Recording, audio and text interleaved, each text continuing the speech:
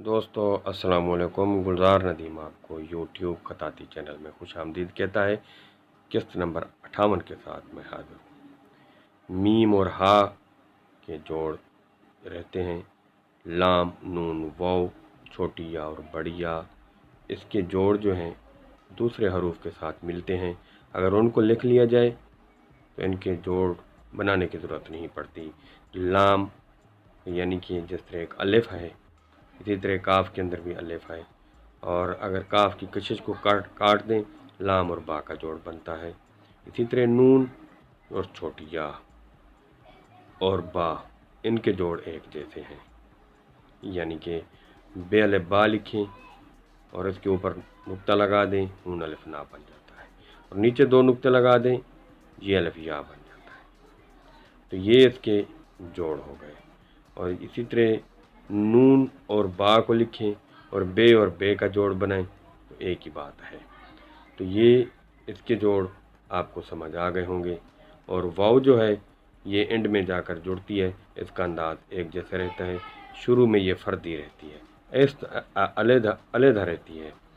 और इसका जो वाव का है वो दायरे के साथ ताल्लुक, जो कि मैं आपको पहले बता चुका हूँ।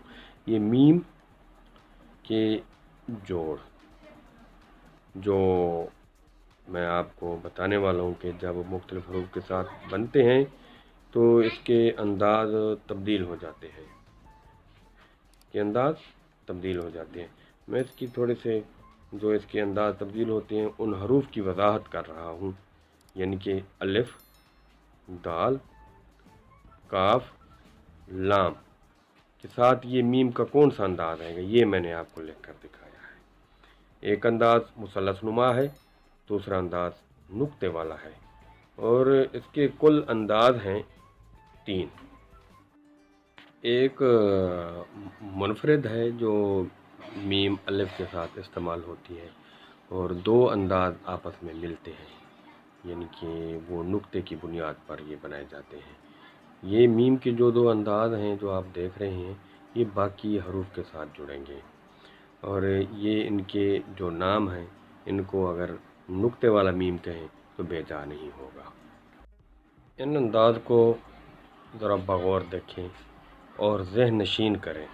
हरूफ के साथ ये मीम का अंदाज जो जुड़ेगा वो मैं आपको लिख कर दिखा रहा हूँ कि जीम, सीन, स्वाद, तोए, ऐन, फा, काफ, मीम, नून, वाव, हा, हमज़ा, छोटी या और बड़ी या के साथ ये जब इस्तेमाल होगी तो मैं साथ साथ ये भी मैं आपको बताता जाऊँगा। तो ये आप देखें, मीम अलिफ मा, यानी कि एक खाने में 2 आएंगी। तो दोस्तों आप मेरे कलम के चलने के अंदाज को गौर से देखा करें, और ये जो हरूफ की लफ्ज़ बनते हुए सूरतें बदलती हैं, इनको भी गौर से देखा करें। ये मीम के जो अंदाज आप देख रहे हैं, ये मैं आगे चल कर इनको वजाहत से मैं आपको समझाऊंगा।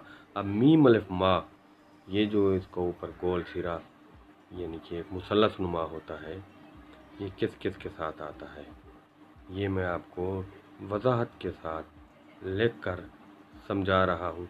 आपने इसको गौर से देखना है, कलम के चलने के अंदाज को, क्योंकि ये बाल पॉइंट वाली जो खताती है ये ज़रूरी है। ये बाल पॉइंट से आप खताती, खुश खत्ती, खुश नवीसी सब कुछ कर सकते हैं, और ये जो रोकते हैं उनकी बातों में मत आना। आप इसको जारी रखें और इस मेरे ट्यूटोरियल को देखते रहें। ये मीम अलिफ मा जो मुसल्लस नुमा अलिफ के साथ इस्तेमाल होती है, दाल के साथ इस्तेमाल होती है, और इसके साथ साथ जो है इसके अंदाज को बागौर समझ कर लिखना पड़ता है। मीम और लाम के साथ देखिए मैंने लिखा है कि ऊपर वाला तीसरा हिस्सा और नीचे मुकम्मल, यानी कि ये दायरा आएगा, और ये लकीर यानी कि अलिफ नुमा आएगी। तो ये ज़रा आप, हाँ, ये मीम और काफ का जो है जोड़ और लफ्ज़, ये एक ही खाने के अंदर आएगा। इसको ज़रा आप गौर से देखकर समझ कर लिखना है।